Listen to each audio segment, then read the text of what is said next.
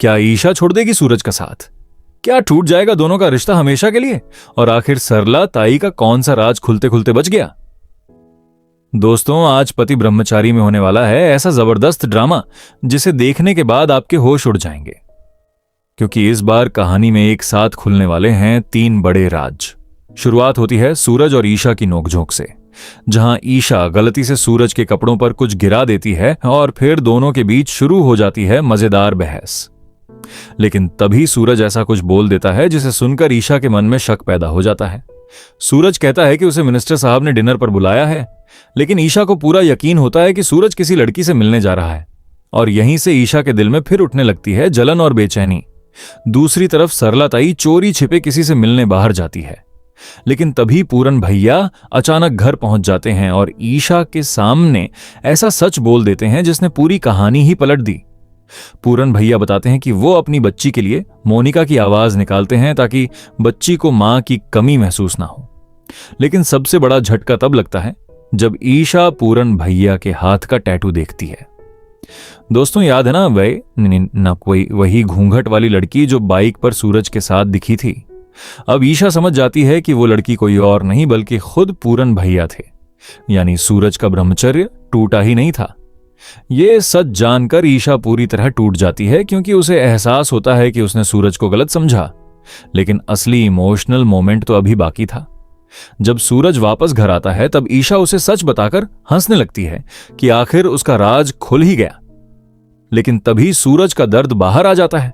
सूरज कहता है कि उसने आईएएस बनने तक ब्रह्मचर्य का व्रत सिर्फ इसलिए लिया था ताकि एक दिन वो ईशा का हाथ पकड़कर उसे बता सके कि उसका सपना पूरा हो गया।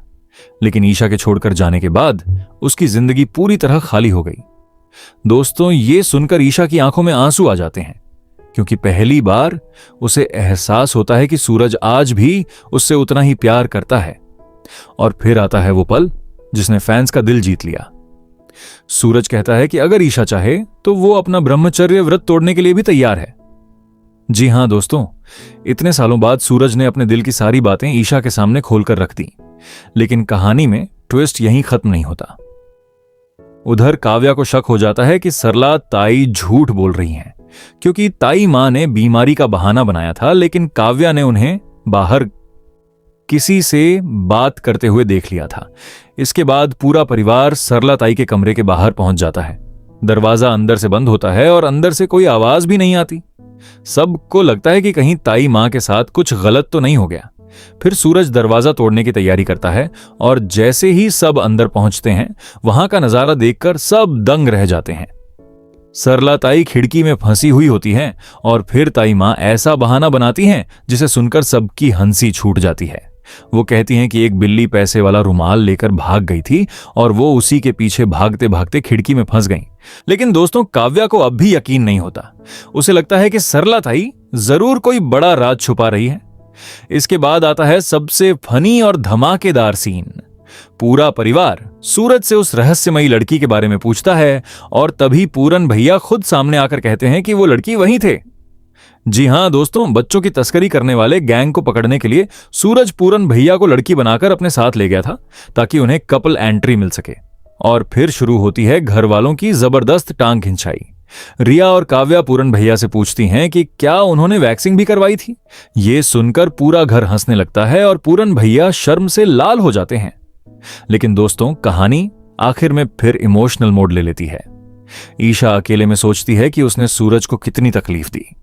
उसे एहसास होता है कि सूरज आज भी उसे अपनी पत्नी मानता है और इसी वजह से ईशा एक बड़ा फैसला लेती है।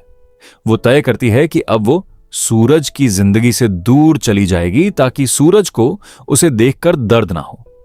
जी हां दोस्तों, ईशा अपना सेक्रेटरी वाला पद छोड़ने का फैसला कर लेती है और आखिर में जब ईशा सूरज को फोन करती है तब सूरज गुस्से में कह देता है कि वो कल उसका रिजाइन एक्सेप्ट कर देगा।